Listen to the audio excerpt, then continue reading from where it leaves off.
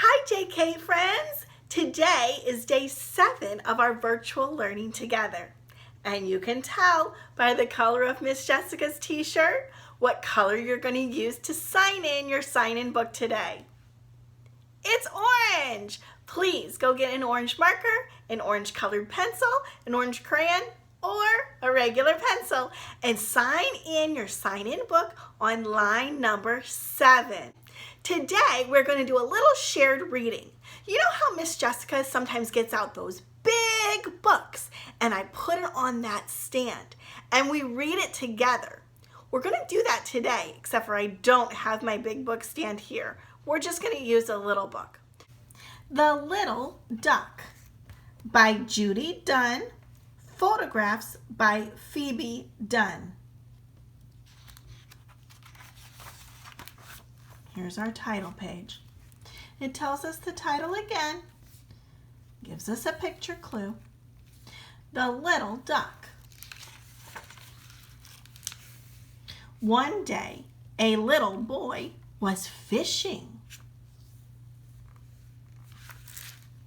He saw an egg in the grass. He took it home.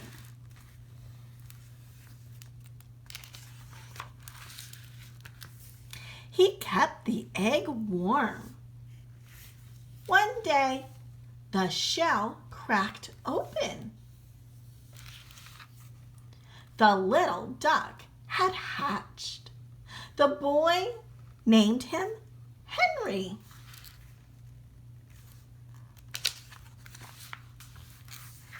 His feathers were wet. His feet were so big.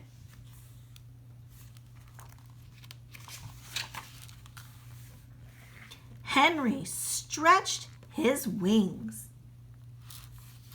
His feathers began to dry. He was almost fluffy.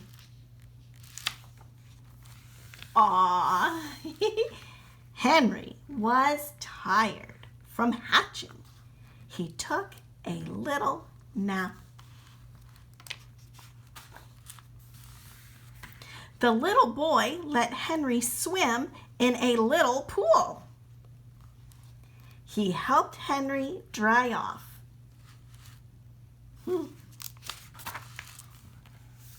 Henry made friends with the boy's dog. He ate a lot of food.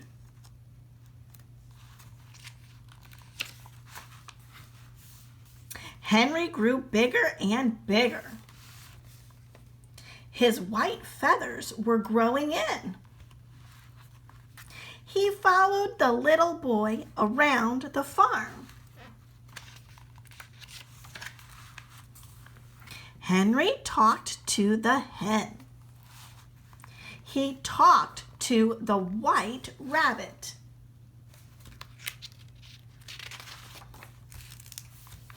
And he met a kid. A kid is a baby goat. Henry and the boy were happy. Henry still tried to swim in his little pool, but it was too small.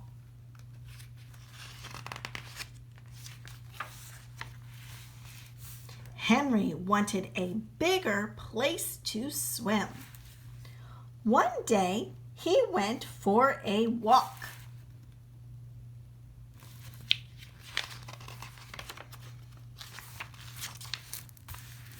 He was happy to find a big pond. He saw a girl duck swimming. He went to say hello. The other duck's name was Emma. The two ducks went swimming together. One day, Henry and Emma had an egg of their own. ending. Did you like that story? Now let's talk about the book a little bit more. Do you think this story was fiction or nonfiction?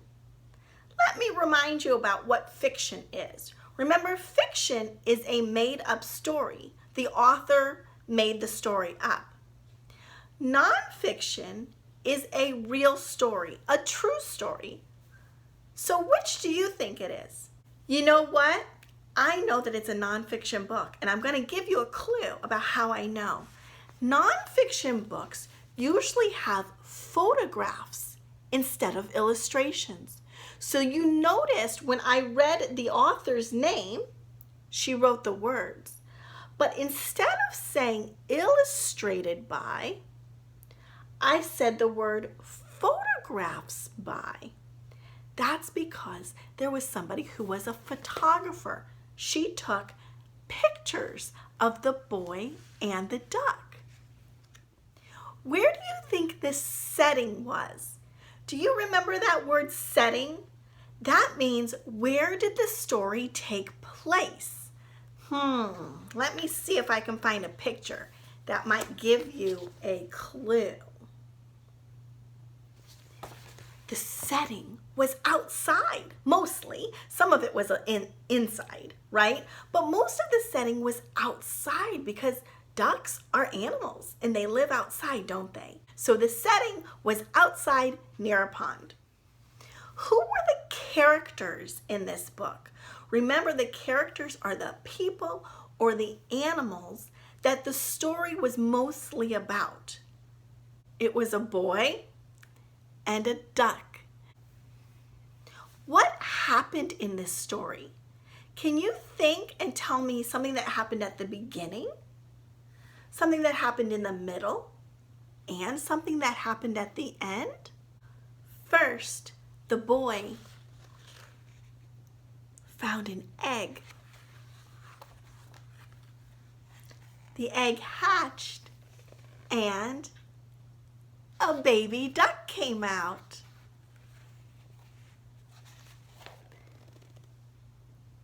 The baby duck grew up and went and found a pond of his own. What was your favorite part of this story? This was my favorite part. Look at this page here. Can you find a capital letter? I can find 3 of them. The T in the, another T in the, and an H in Henry. Why do we have a capital letter here in the word Henry? That's right, it is a special name. So we use a capital letter at the beginning of a sentence, but we also use a capital letter for special names. Let's look at this page here. Do you see the words up here at the top? Can you find the word little? Little. It's right here. What is this punctuation called right here at the end of my sentence? It's called a period, and it tells us to stop reading. What is this punctuation called? Exclamation point. Yes, it tells us to use an excited voice when we're reading. Let's look at the word nap. Can we sound that word out and underline it and say it together? Ready?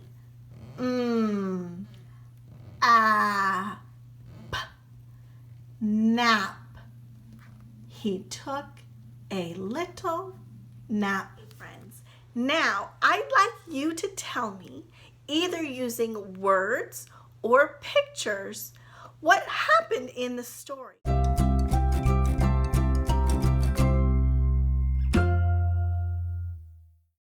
Good job today, JK friend. Bye-bye.